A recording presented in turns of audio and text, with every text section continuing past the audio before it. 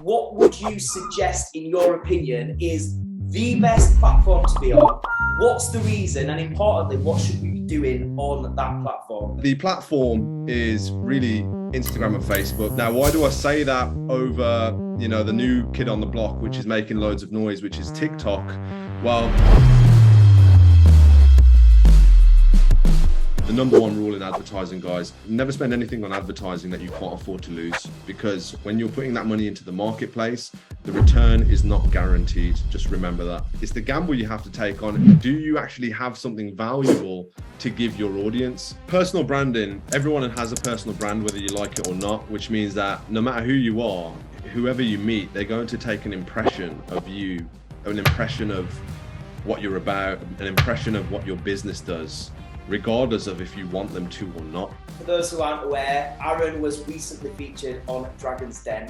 If somebody was thinking about Dragon's Den, or even better, had the opportunity to be on it, what would your advice be to somebody going into the den?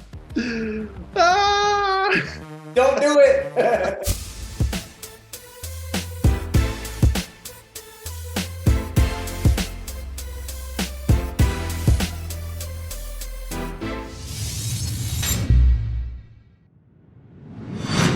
Hey everybody, and welcome back to the Success School podcast. I am your host and compare, Mr. Matt Hall, and I just want to say thank you genuinely from the bottom of my heart to every single one of you for giving me some time today, whether you be listening on the audio or if you are watching on YouTube. Could you do me a favor as well, please? Could you please do me this? If you are watching, if you're listening and you do get value from this podcast, it would mean the world to me. Just take a moment, please hit that subscribe button. Make sure you are subscribed. That's going to help us be able to ultimately get bigger, better guests week on week and keep on growing this community so that we can give even more value. Now, speaking of value, today's guest is Mr. Aaron Branch. Aaron is the founder and co-owner of Social Agendas. He was also recently featured on BBC One's Dragon's Den, where he went into the den and pitched one of his businesses to all of the dragons, including Deborah Meaden, Peter Jones, and of course, Mr. Stephen Bartlett. And Aaron really is an absolute wealth of knowledge when it comes to social media, when it comes to growing your brand. And his company, Social Agendas, have helped many, many businesses to be able to utilize the power of both organic social media content and also the route of utilizing the paid features on social media effectively. And I think that's a really important thing to say, because I think a lot of people, they maybe try things like Facebook ads a little bit. They try and do it on their own. They find it's not getting the results they want, and they just simply quit. And this is where people like Aaron and, his business Social Agendas can come in and be really, really helpful, because they show you how to do it in a way that helps you effectively grow and scale your audience and be able to monetize that. So without further ado, in this episode, we're going to be talking all things social media, but also balancing business with parenthood, as Aaron, at the time of recording, is a parent that was about to become a parent for the second time. He now is a parent for the second time. So massive congratulations over there to Aaron and his partner as well. But yeah, I feel you'll get a lot out of this episode if you are somebody who is either already in business or maybe starting out or thinking about starting a business. I think there's going to be some really good advice about, like we say, as well as social media, managing your time effectively, balancing things between family life, self-development, and of course, business development. So without further ado, this is Aaron Branch. It's an absolute pleasure to have you here. First and foremost, you've just been telling me before we started recording, parenthood, you're pretty tired at the moment. How's things? Yeah, things are good. I've got an 18-month-old who's, any parents on the call will know, they're about to go into that phase of regression where you thought you had it all mapped out and hacked, and then all of a sudden they stop sleeping, they stop eating everything you give them, they stop even taking your suggestions. So when I'm suggesting things now, I get a big right hand to the face sometimes, which is exactly what you want out of the thing that you brought into this world. Of course, yeah, there's gratitude at its finest, right? So we're going to dive straight in. Social media is your baby. Yep. I want to get straight into that, and I want to ask the question, as somebody who knows an awful lot, who's done an awful lot for a lot of people's businesses when it comes to marketing and utilizing social media effectively. Right now, at this time of recording, what would you suggest, in your opinion, is the best platform to be on? What's the reason? And importantly, what should we be doing on that platform? Great question. So my whole goal today is to keep these answers. You said keep the questions short for everyone listening. I'm going to keep the answers as punchy as possible as well.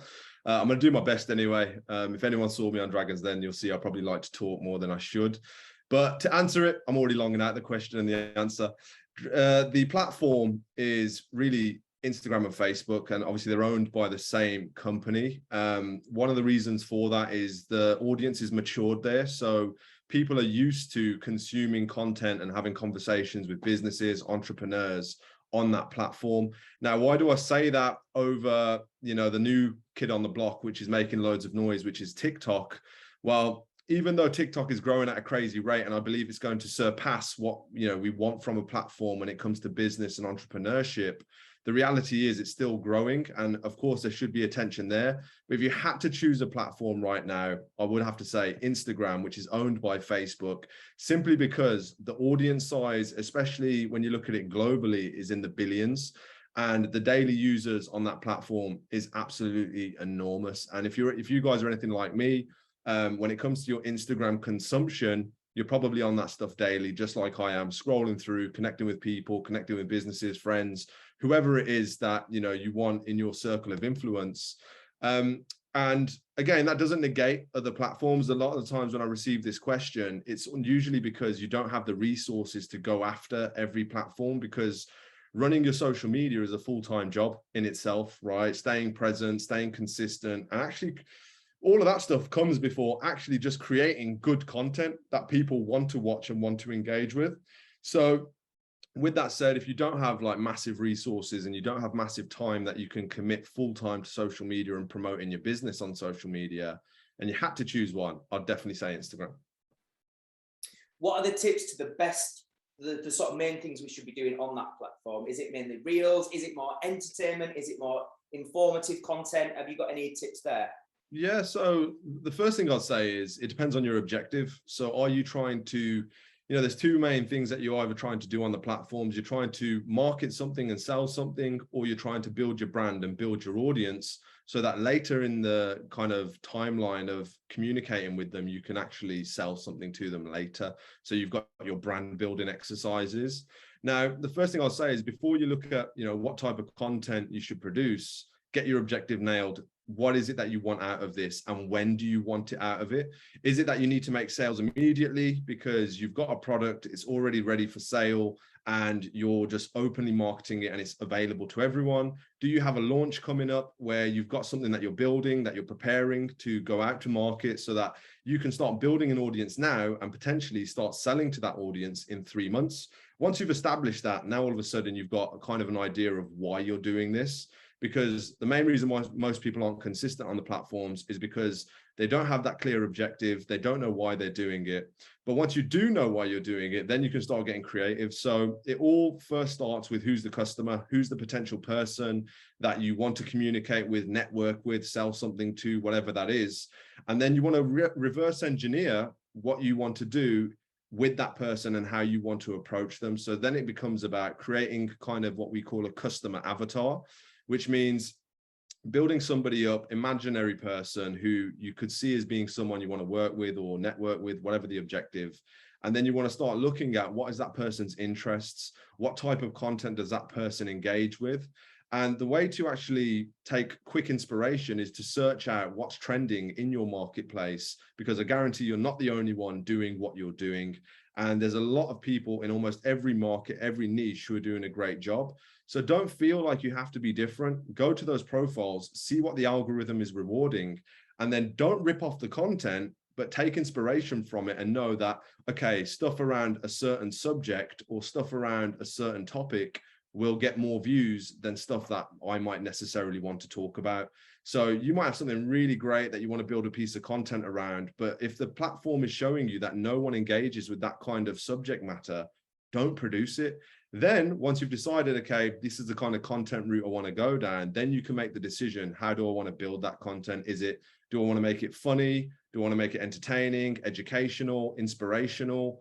Those are really the four main categories you can focus on. But then you can, from there, you've got your objective, you've got the people you're trying to seek out on social media, and then you've got the actual creative to build out so that you can actually get into a communication with them to do what you want to do. One of the main things that I'm hearing from that I think is super important not to overlook is it's kind of about truly understanding that ideal client, that potential customer, and figuring out how to serve them, right? It's not just about going, how many sales do I want to make? What makes me look good? What do I think's cool? It's more getting into the mindset of the person and thinking, how do I communicate to them effectively, right?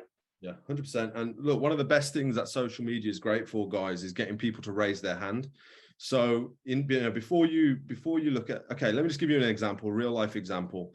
If we run a free training and we, I think we've got a question there, I'll answer that in a moment. But if we run a free training, we'll get tons of leads. They might be £10 a lead, people, even less, £5 a lead. And they'll go and do a training, go through it, and then potentially book a call with us afterwards. Now, those people convert a lot less than people who we say, look, forget the free training. Here's an offer to solve your problem. And it's more performance marketing. So it's direct response. That cost might be 5 times higher. We might be paying £25, £30 a lead, but we know we're getting them. If you look at a buying line, they don't know you, they buy something. When you're taking them along that journey, the first option is to give them lead magnets and free value, which will actually start a relationship with them, get them to raise their hand and actually start giving them pieces of the puzzle that will solve smaller problems for them and give them an immediate ROI. And then later down the line, you want to start retargeting those people and actually being more conversion focused. So, hey guys, I hope you experienced a great result with what I taught you how to do before, or what I gave you, or what I sent you. If you're interested in learning more about how to solve the next problem, 1, 2, and 3, here's an opportunity and here's an offer on how I do it and how I help clients. Or if you're not a service-based business, how our product helps clients. And that's more here on the buying line if they're here, but you're going to pay a lot more. The better you are at this part, the cheaper it's going to be at this part. But if you just eradicate that and you do no content, you do no avatars, you do no targeting, you're not consistent, and you just go blindly and try to run the ads with no kind of credibility or validation behind it, it will work. And I can tell you a lot of our clients don't have that track record. They don't have that social media presence, but ultimately they're going to pay a much higher price for that sale than somebody who started building that content strategy and putting themselves out there on the platform. So ultimately it's about, figuring out what it is that you want to gain from this. And then the 2 routes are brand building, where you're giving free, resources, products, samples, whatever it is, building your audience to then later give them an offer which can help them actually take it to the next level. On that, I've noticed a few people starting to say that this older concept of taking people to a free webinar for sort of 30 to 60 minutes where you're kind of subconsciously and then consciously at the end pitching your services. A few people are starting to say now that's dead, it's been done to death. People are wise to it. They don't want to give an hour because they know you're just selling. What's your sort of take on it? Well, who said anything about a webinar, right? The webinars are usually pre-recorded and they're usually based on systems which are built to scale. If you're running an event or anything online, the best way to do it is live, because you need real dialogue and real conversation. I'm in 100% agreement. Webinars, I've never had a client, except for one client in the US, who absolutely had mastered his webinar. But the disclaimer on that was he was spending 15K a month to actually fill it with participants. So that was a hell of a lot of leads and a hell of a lot of lead flow to go through his system that he'd already tested.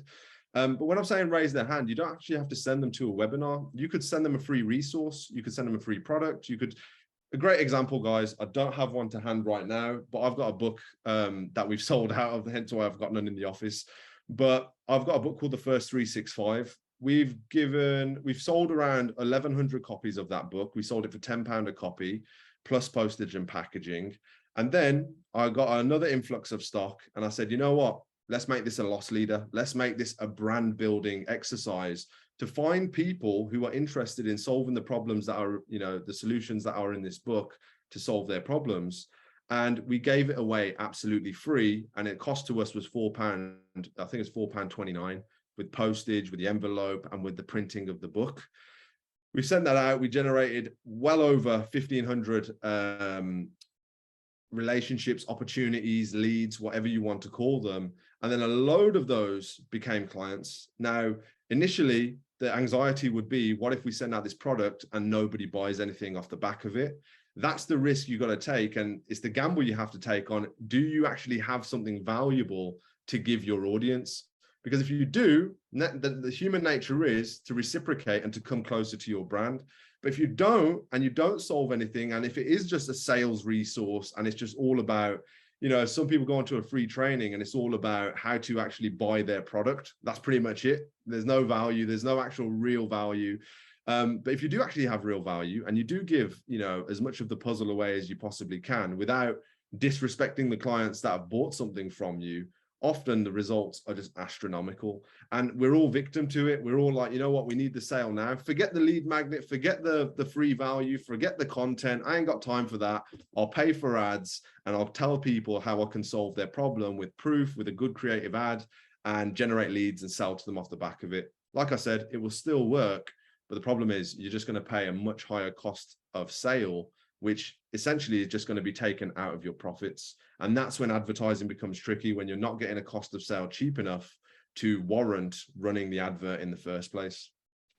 So I guess one really important thing to focus on with that is making sure, coming back to what we said initially, first and foremost, you really truly understand the person you want to serve, and then making sure that what you're creating actually serves them enough for them to take the value, build that rapport, build that trust. I always say, like, what I coach works if you do the work. Well, with this, it's kind of like what Aaron's saying works, but only if you then provided the value end. It's no good just following the funnel, following his advice with the social media ad campaign.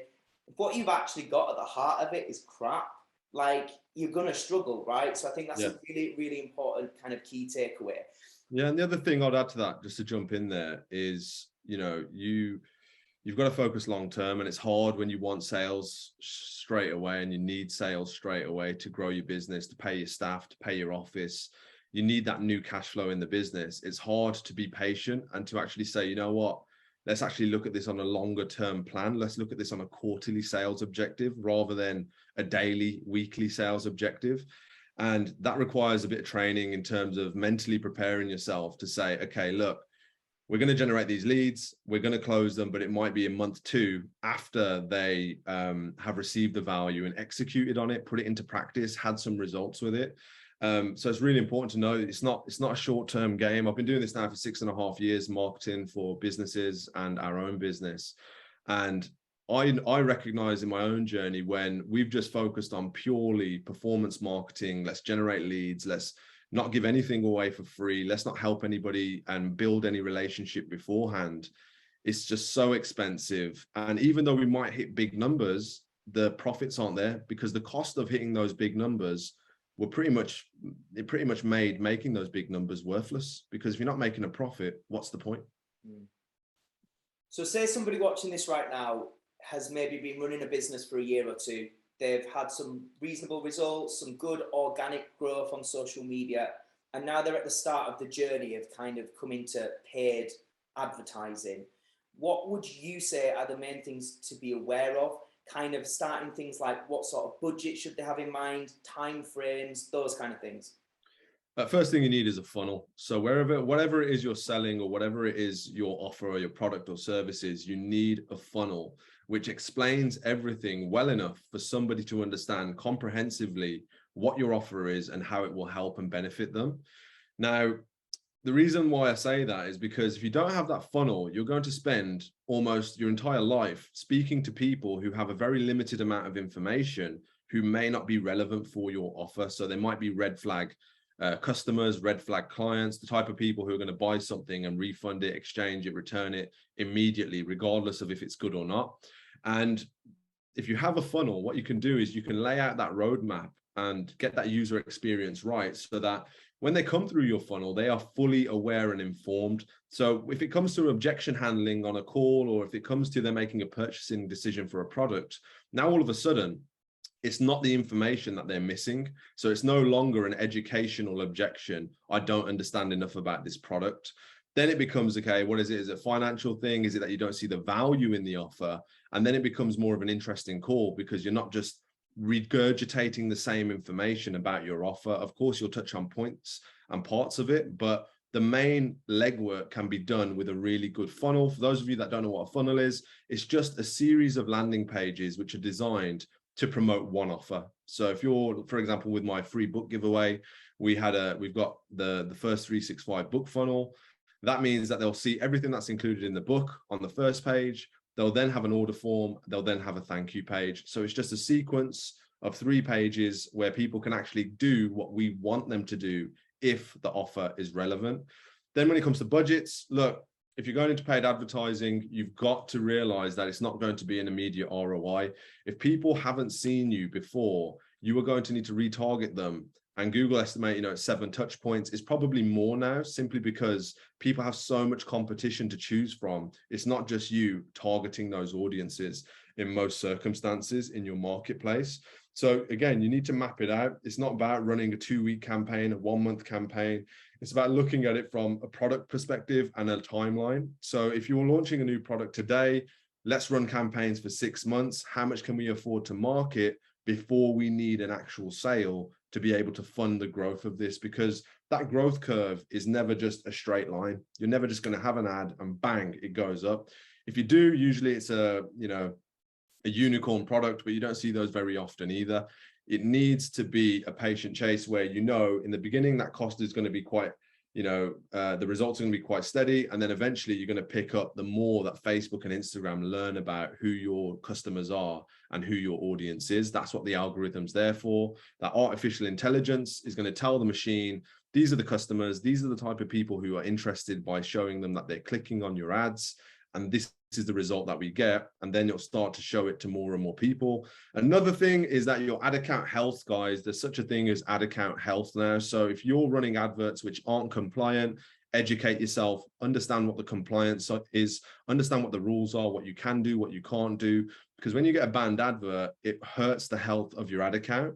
Multiple banned ads, multiple, off policy advertisements will get your ad account shut down. You can get it put back on once or twice maximum, but once you've lost that ad account, there's no coming back for you. So be aware of policy, be aware of the rules, understand the game in terms of Facebook advertising, what you can and can't do, and then you've got a good start. And of course, the number one rule in advertising, guys, never spend anything on advertising that you can't afford to lose, because when you're putting that money into the marketplace, the return is not guaranteed. Just remember that.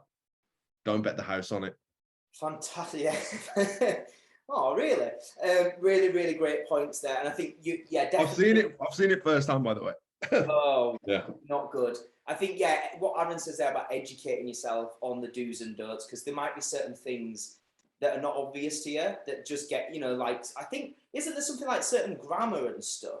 There was something about vocabulary. I wouldn't say grammar. Okay. But yeah, there's rules even to compliance. Like you can't tell people to share a post in an advertisement. You can't engagement bait and say comment on this and then tag 3 friends. You can't do that stuff anymore. In the wild, in the days where it was the wild west, when I started this agency, you could literally do anything. And just so you guys are aware, TikTok advertising right now is what Facebook advertising was 6 years ago. Because they want to be number one and they want to get all the advertising spend from Facebook and Instagram, it's the wild west right now. You can use plagiarized music, you can swear. There is no compliance at all on TikTok. So if you are struggling with Facebook and Instagram and you're like, you know what, I can't follow the rules, I don't understand what's going on, I'll keep getting banned, just head over to our friends from China and you can do whatever you want. That's great advice. I'll do my nudity adverts on TikTok then. Is that what you're saying? Yeah. Another great thing, you can't be nude, you can't show, I had an advert once where I was topless, but I was just showing my shoulders. And the reason I was topless is I was actually getting changed after an event and the cameras were just vlogging the whole day. So I was like, let's do an ad. I literally just showed the top of my shoulders, bang. Big Mark Zuckerberg said, no, I don't want to see your bare shoulders, put them away. So he went to TikTok and took it all off and he was fine. All right, brilliant. Okay, so let's dive into the actual ad creative then. So have you got any kind of go-to tips when it comes to things like the actual copy, the hook, the actual content itself, the story you take people through, anything that are kind of the go-to? Yeah, I think for obviously I could talk about this all day, but if I was going to just, from a beginning perspective, the hook that you've mentioned right there, I mean, it's great because you know this stuff, just as well as I do now.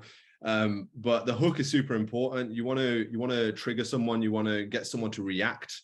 So one of the best ways to do that is by asking a question, and the question, if you can relate it to a pain that the customer has on their side of the fence, now all of a sudden, if they do have that pain, they will be triggered to respond because you're talking directly to them about something that's personal to them. And again, the best way to do that is by mapping out an avatar, using something called an empathy map. It's something that we do for all client campaigns. And if you do use a hook, use a question, attach it to pain and how your product or service will remove that pain for the client. Now all of a sudden you have their attention. Ad copy as a whole, you've got long form, you've got short form. If your creative is as strong as you want it to be, you can have both, right? There's no golden rule for it, but the shorter your copy, the better the creative needs to be. Okay, so if your creative is, it's okay, it's not really getting the point across, it's not the best performance, whatever, the reasons are vast depending on industry why your video or image might suck. But whatever the reason, your copy needs to give more context. If it's poor, if it's a better piece of copy, a better piece of creative, you can get away with poor short form copy because the point that people are watching is the video or the image. And they're only going to the copy really for context on what they've seen in the video and image. So solid hooks, keep your copy short, get solid creative. And if you are just starting out with Facebook ads as well, the main thing is your targeting. So never just target one audience, guys. Make sure you have different categories of audiences based on interests and behaviors. For example, if somebody's advertising a football shoe, you might have Premier League teams, you might have Spanish clubs, you might have competitions like the Champions League, you might have football managers. All of these are different categories, but they're all linked and related to the same, industry and marketplace. So you want to test. The whole thing that these platforms are great at is testing what hooks work, what creative works, and what audience to target. Absolutely brilliant. Okay, I want to move on, if we can, to a little bit more of your experience and advice when it comes to building a business in general. So I think we all know that in order to truly scale, like a huge part of that is going to be reliant on the people that you've got. It's about building the right team. It's almost like building the right family, right? You're going to spend so much time with these people. And I know that you have rapidly grown your company in the last 6 years or so. One of the things that I hear a lot of people speak about on these kind of podcasts and courses and things is like, get the right team, like, as soon as you can afford to get people on board, get them on board. One of the things that I find people don't often go into a lot of depth about is, where the bloody hell do we find these people? Where is the talent? Like, where do you go to get these people? What do you look for? How do you vet people? I'm just interested in your advice around that. That's one of the hardest things I've ever found about business, is finding the right people. And I've hired probably 50 people now. At the peak of my business, we had 24 team members in-house. I had a child, I downscaled. Second pandemic, everything was just up in the air. So I toned it back and we shrunk to around 14 team members. And we're growing again now. So you're actually talking to me when I'm in a recruitment kind of mindset. And the places that I've gone to find the most adequate people is LinkedIn sponsored job posts. That's brought about a lot of really good candidates. And of course, when I say sponsored, you're paying to be at the top of search rankings for jobs in that area. And the other one is Indeed. Now, Indeed is so hit and miss. I couldn't tell you. I could tell you so many stories about why not to use that platform.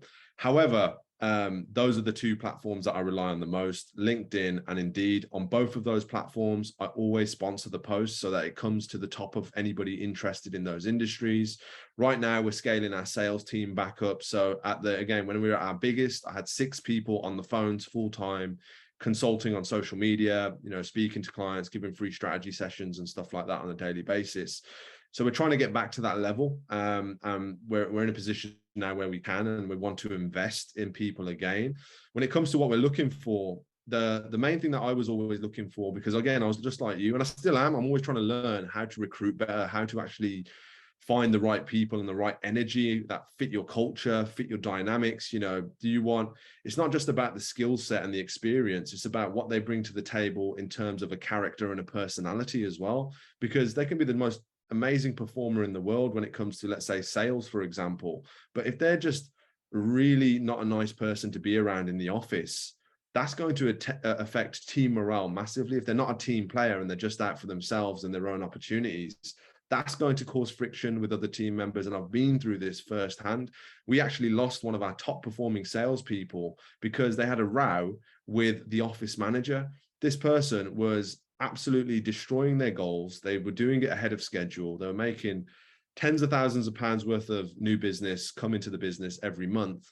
And they had an argument with our office manager at the time, who is no longer with. Neither of them are they're both no longer with us. I hope they're not on this call. Anyway, they had a row, and you know, I wasn't in the office to kind of mitigate what's going on. So then eventually it came down to, okay, who are we going to keep? You know, is it the performance or is it the culture? Because the office manager was so paramount to the infrastructure and how things run, and so reliable, and they'd been with us for much longer. Or was it the new sales rep who's performing and doing incredible in terms of the performance and what they're bringing to the business? And, you know, I'd be interested to hear actually in the comments section if anyone's had any kind of experience with this. Who do you think I kept, the top performing salesperson or the office manager who's been with us longer? Sales or office? I want to see what people are saying about this, because it's always an interesting dynamic. Okay, we've got one office, we've got one sales. Okay, cool. As you guys give your votes, I'll remove the mystery. Really interesting. So yeah, you're right. I kept the office manager, and guess what? That was a huge mistake. That was a massive mistake, because when my sales team saw that even as a top performer, the details on it can be argued about all day long. Who's in the right, who's in the wrong, who cares, right? You're adults, act like it. But ultimately, I'm all about loyalty. And one thing you'll realize quickly when scaling a business is most people aren't about loyalty, because it's all about how to increase their career, their earnings, their responsibilities, their authority, whatever it is. And I don't hold it against anyone. I understand the game. But back then, I was like, you know what? How can I turn my back on this person? They've been so great. And I let go of the salesperson. But guess what I didn't account for? I didn't account for, once I let that salesperson leave, well, asked them to leave, they were still on probation. So I could just, immediately get rid of them with 1 week's notice. I didn't account for his mate, who he'd built a very fond bond with, who was also a top 3 performer, saying, oh, where are you going next? Oh, I'll come with you. And that, my friends, was wiped off tens of thousands of pounds worth of new business. For what? At the end of the day, you talk about value to the business. The role of office manager wasn't as imperative to the growth of our company as the role of top performing sales rep. And I got that call wrong because I was naive, and I tried to do the right thing, and I tried to be loyal and this, that, and the other. Lo and behold, the office manager leaves 3 months later anyway. So you got neither of them, and you lose both the infrastructure and the sales reps. So again, one thing that I want to say is just hire very slowly. The thing that I didn't have was the process. Our process now is very simple, guys. You're going to get so many poor applicants for every role. So what I do now is, instead of wasting all my time or my team leaders' time who are recruiting for their division, I say, any applicant, literally give it a 3-second scroll of their CV. You see some relevance, send them to a group Zoom interview, right? Which we just had one yesterday. Get them all on a group Zoom, show them a presentation about the role, the responsibilities, what it is that we do as a company, where we're going as a company. That takes about 10 to 15 minutes to just fly through that presentation. After that, then you want to start opening the floor up and saying, who here has experience with XYZ, show of hands. And then you can start bringing people into the call. And then from that, we take a screenshot, we screenshot it only for internal purposes. And then we'll draw circles around the candidates that we like. We'll draw X's. It's like what's that big show called? The X Factor, right? It's like picking the right people. No, yes, yes, yes. And then we'll take them into the second stage, one-to-one interview, still online, because honestly, the time I've wasted waiting for people to turn up for interviews that just don't show, I'll never go back to that. A Zoom meeting, I can crack on with what I need to do. If it's a face-to-face interview, it's just wasting half an hour of my day. I was prepared to meet somebody and I can't just switch off. So we'll then do a face-to-face on Zoom. Once they've passed that stage, we'll then invite them into the office and we'll give them a trial. So we'll say, look, you know everything about the role, you're happy with it, you're excited about it, you know, we've had a one-to-one, we want to make you an offer.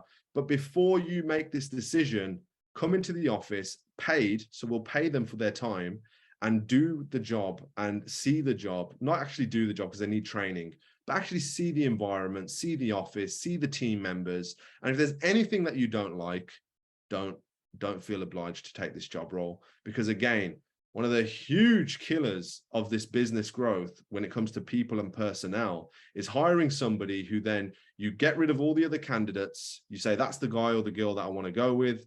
And then they leave after 2 weeks. It's mind numbing. And again, you can probably feel the passion with how I'm speaking about this, but it is the biggest challenge. I've had recruiters, I've paid them thousands of pounds. They'll get a recruit. The problem with recruitment candidates, guys, last thing I'll say, I said I was going to shorten the answers. I apologize, hands up.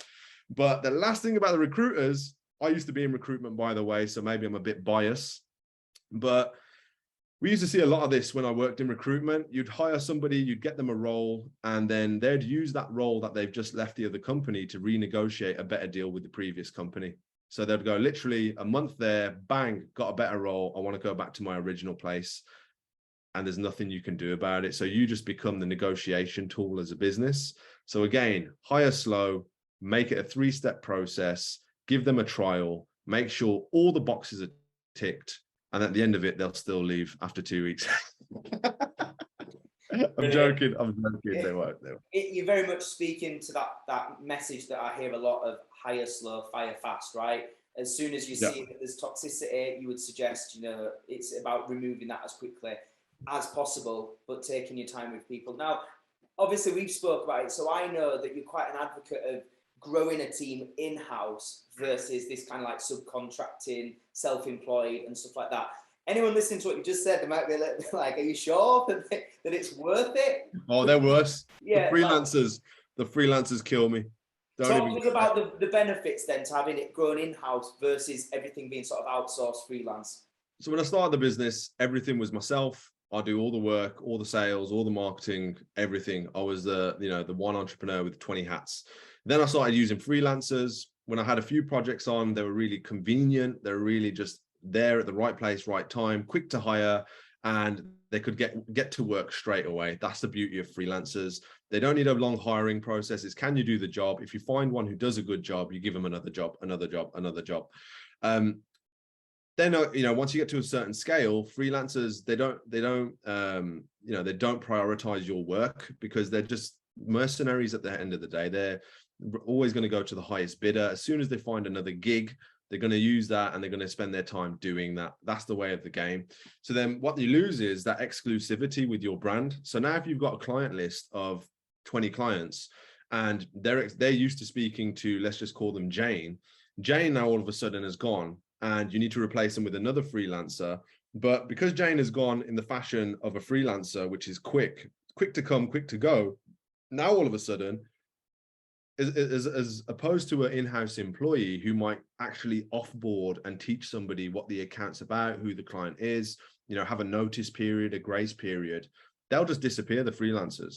And that means that the next person coming into that role has no idea. Ultimately, your client satisfaction is going to drop and the client experience is going to suffer using freelancers. As well as that, one of the things that has happened, unfortunately, with hiring the wrong freelancers as well, I'm just an advocate for hiring the wrong people. But I think if you don't go through that, you'll never recognize what good people are. And I'm better for it now, so I'm happy it's happened. But again, you'll have contracts in place, but if they're abroad, they might approach your client, they might approach your customer, they might try and steal data from your company, they might try and build your company themselves. There's all sorts of risk associated with how much data and access you give to your freelancers. And when you're operating a business, it's so hard, and you shouldn't have to look over your shoulder and be double checking everything that every person's doing. There should be an element of trust. And I'm not saying that every freelancer is like that. I'm saying that's just a risk associated with having the freelancer model. So once we saw that, and once I realized, you know what, we're getting a better profit margin, but the customer experience isn't what it should be. That's when I started saying, okay, let's start focusing on building an in-house team, in-house culture. So I started hiring my first in-house staff. Let's get an office. So there's so many more overheads as well associated with housing an in-house team that don't work remote. And sometimes you'll ask yourself, for my remote team, I'm like, I pay these guys, they're basically like a freelancer, but with exclusive rights to work with our clients. So there's a little middle ground. They work where and when they want, but they also are exclusive to our business. And I saw that difference in not only, if you're talking about marketing and building businesses and helping businesses grow, you want your team to be thinking 12 months ahead.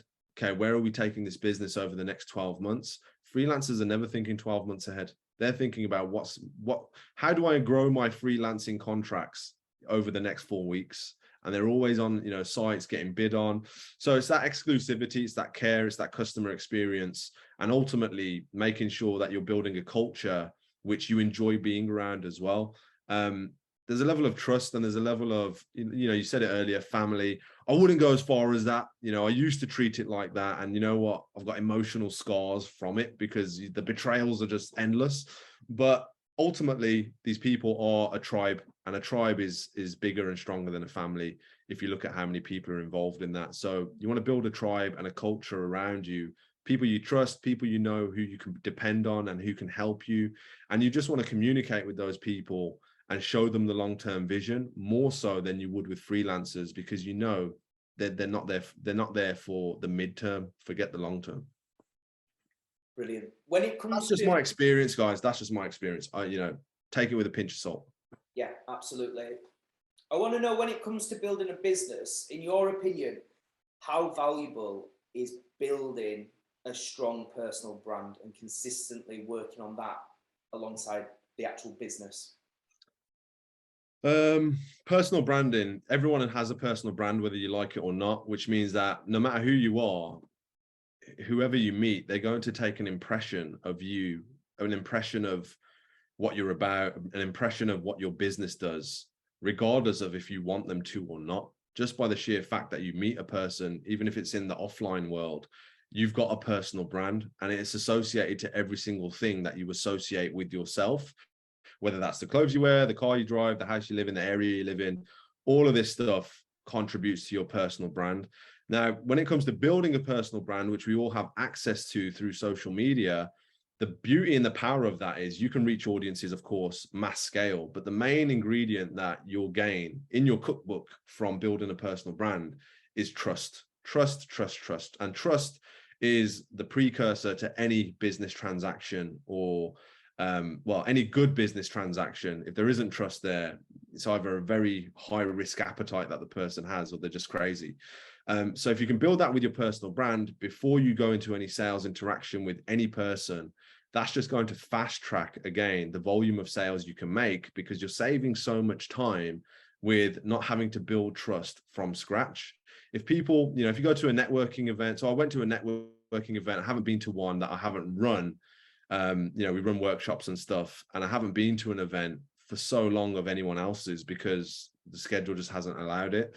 And I went to one, and I registered for this club around 4 months ago. I registered for loads of events. I just never turned up, but I actually went to one. And one of the things that I noticed about everybody is, as soon as you meet somebody, it's, what's your social media handles? And they're asking, not everyone, but a very big majority of people exchange social media Instagram handles. Now, again, it's testimony to the personal branding and the audience size that you can create, because that is an asset to you as a human being. It shows that if you've got X amount of social proof, whether that's track record, content, activity, just by the sheer fact that you're present and you're putting out a volume of content, it shows people that you're transparent and that you're actually available to the world. Whereas if you meet somebody who has I'm not on social media, the immediate question is why? Why aren't you on social media? And then all of a sudden there's question marks around this person, because where have you been? Where can we see who you are and what your track record is? You know, we have to rely on referrals, or even worse, we have to rely on what you say you are and who you say you are. And if you've met enough, you know, if you've met enough people like I have over the years in business, from running our own events all over the world, you start to notice a lot of people tell a lot of stories about who they're not. And all of a sudden, if there's not that back kind of story on social media with a personal brand, and that's just simply them being present, you know, you don't have to have any kind of pretense or context on what a personal brand is. If you have a profile and you're on it, that's your personal brand. And if you're not using that to your advantage, you could be missing out on opportunities. And the first thing I did when I started this business was I got a camera from Argos. I had an Argos credit card, no money to my name. And I got my partner, my fiance, to follow me around and take pictures of me on this DSLR camera, because I thought the iPhone wasn't good enough. And I literally had all my recruitment suits on. That was my brand back then. I wanted to be the ultra slick professional. I'd wear suits to the office and meet nobody on a daily occurrence and do no content. Great work. But I'd batch produce my content so that I'd had something to post every day. And that was all about my belief that I just need to build trust. I have no track record. I have no experience. Who's going to take me seriously if they can't see my posts, my content, and what my beliefs around marketing are? So all of you on here, you have a personal brand. Use it to your advantage. It's one of the most powerful ways to gain more opportunities, faster than anything else. Ads, everything. It revolves around having that track record. Just to really quickly hone in on that point you said there as well about batch recording, because I know a lot of people get overwhelmed with, they know in order to be building a personal brand, they need to be consistent with content, but then they have lives, they have children, they have a lot going on. So just bear that in mind. Make sure that's on your notes. Batch record, you could set aside an afternoon and you could do a week or even a fortnight's worth of content in a day or an afternoon, right? So that's a really important point. Last couple of questions, Aaron, because I'm aware of the time and it's just flown so quickly. For those who aren't aware, Aaron was recently featured on Dragon's Den. So I think an important question to ask, as somebody who's been through the entire process, if somebody was thinking about Dragon's Den, or even better, had the opportunity to be on it, what would your advice be to somebody going into the den? Don't do it. My advice, someone's about to go on Dragon's Den, or they're thinking about going on Dragon's Den, 100% do it. Take that opportunity, get those audition, those short audition clips straight back to the producers, befriend the producers and the talent scouts, because we got approached by one after we did a successful crowdfunding raise for 250K. So they said, look, you've done a great job here. We like your idea. Do you want to come on the show? So they're looking for people and struggling to find credible people to go on the show, which is why they have these people outreaching and finding people to go on the show and audition. But absolutely do it. It's unbelievable. The experience is once in a lifetime. You'll never forget it. I'll never forget it. You know, the opportunity to meet 5 business icons in this country is, where else will you get an audience for an hour and 20 minutes? We were up there, you know, where else would I be able to get Peter Jones, Stephen Bartlett, Deborah, and all the rest of them? I'd never be able to find that. You couldn't pay for that. You can't even get it. You can't even pay the BBC to get on there. So that kind of shows you and represents the value that opportunity has. Add on to that, you can, introduce yourself to 3 to 4 million people who watch the show on a weekly basis. You've literally just saved yourself hundreds of thousands in ad spend to reach the same volume of people, hundreds of hours of content creation, because, you're just being broadcast from one of the most inbuilt systems, the television that we all have, and it's on a free channel. I mean, you can't go wrong. You're building your audience. You're meeting entrepreneurs who've been there and done that. They'll tear your idea to pieces and then they'll build it back up with you. And I can tell you all now, honestly, they're the nicest people you'll ever meet, as long as you obviously play your cards right. But you think that they're going to be, super critical. They are super critical, but at the same time, they give very, very good advice. And it's just an unbelievable experience. I can't say enough good things about it. Amazing. So just before we finish, I'm aware that a lot of the people here at Success School are focused on building a business or a side hustle, things like that, but they're also parents, and you yourself are a parent. How do you approach that quote unquote balance? Does it exist? Probably not. Between trying to be the best leader, the best in business, and the best parent? Tough question. So, I turn up, I'd work like crazy and I'd love every minute of it. I'd stay at the office till 7, 8 p.m. Not every day, guys. I'm not one of those guys. I literally like to relax as well. But I would, if I had to do more work, I'm so passionate about what I do. I do really enjoy marketing, the challenge, the results, how life-changing it is. So I wouldn't see it as work. I'll stay in the office late. I'll take meetings after 6 p.m., 7 p.m. at times. But when you have a child, since I've had a child, I know, I'm super emotional about it when it comes to my son. I can't miss my son for a whole 24-hour period. If I leave as he's just waking up and I don't turn up for, the bed and bath routine or his, final meal, I turn up earlier than I would, and I try to stay consistent with that. So I'll leave the office now at 4:30, 4 o'clock. Whereas before I would never do that because I just want to wait until all the work traffic is finished.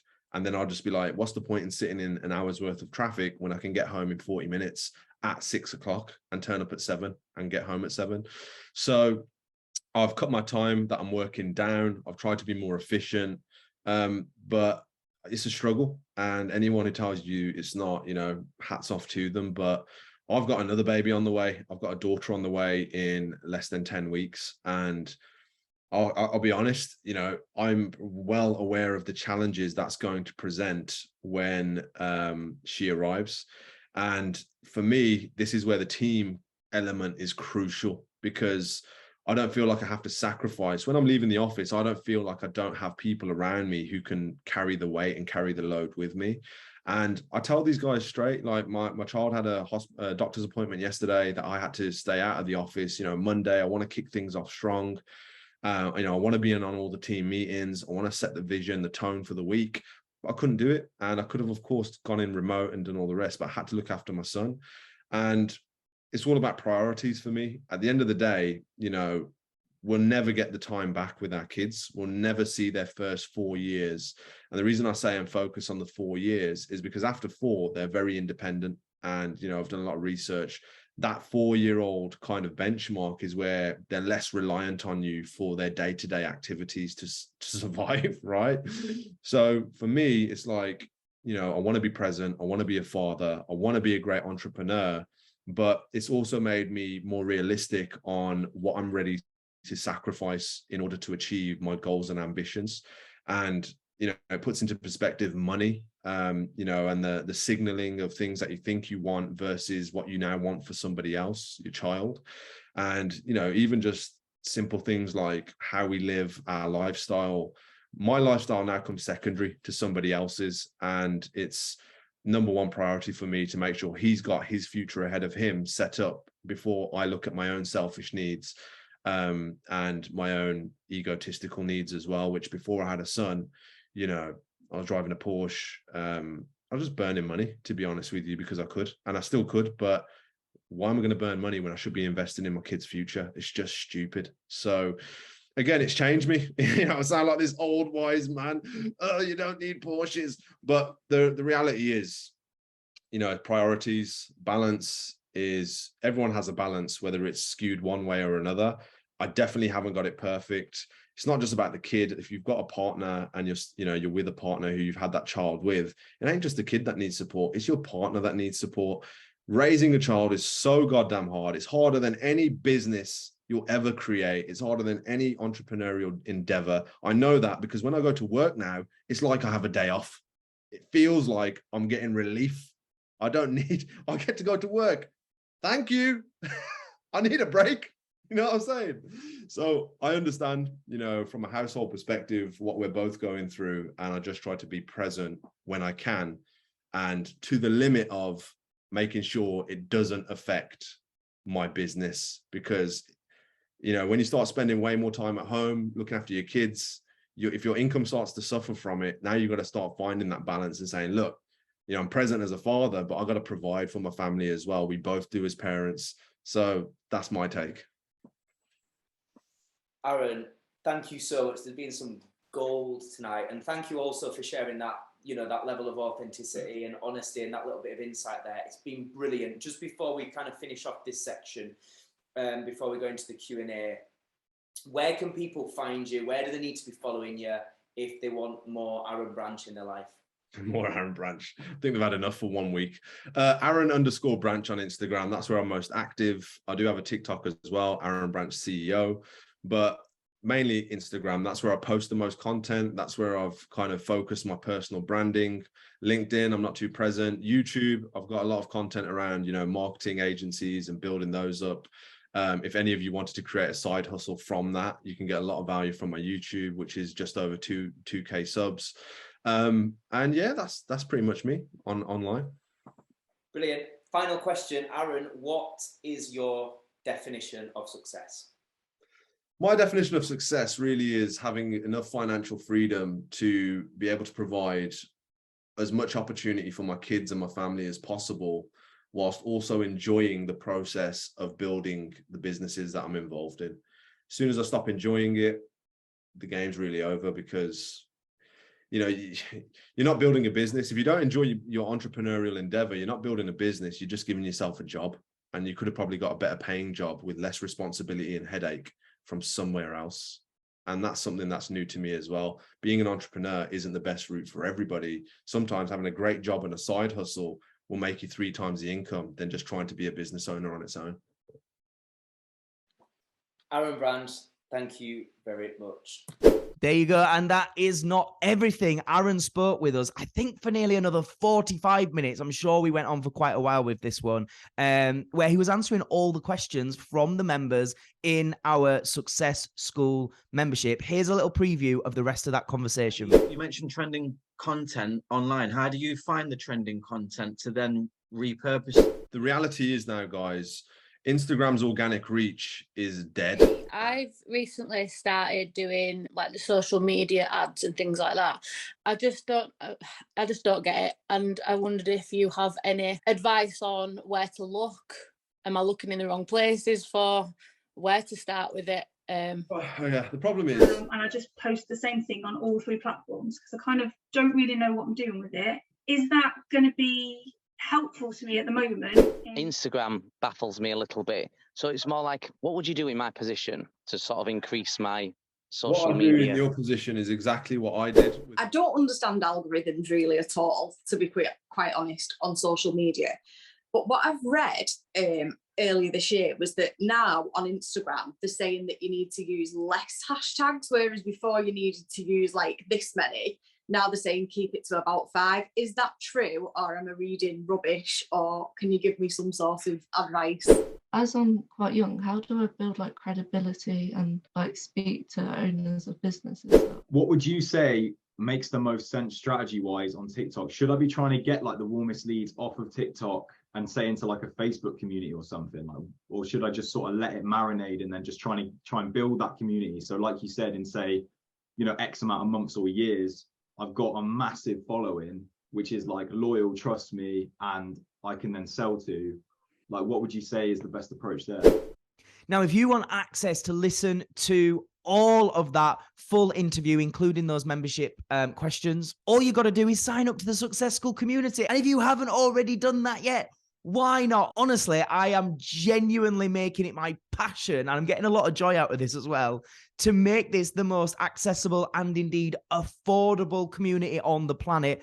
I just know that my promise is I'm going to over deliver. You are going to get the value that you do not even get sometimes when you pay thousands and thousands of pounds for some of these courses that are out there, all these coaching packages and so on. You know, when you sign up to Success School, you get access to over 50 training videos, all around high performance mindset, psychology, as well as business, branding, sales, marketing, and so much more. You also get to listen to the over nearly 2 years worth of live coaching sessions that we've done in the replay section. You will be invited to join us on all upcoming live podcast episodes with all future guest speakers, where you don't only just get to listen to this episode, you also get to be there live for the Q&A and ask your questions directly on camera if you want to our podcast guests. And that is not all. You also get to join us in our private community on our WhatsApp group. And you also get one coaching session every single month with me, where we do some live coaching with the rest of the community. And right now,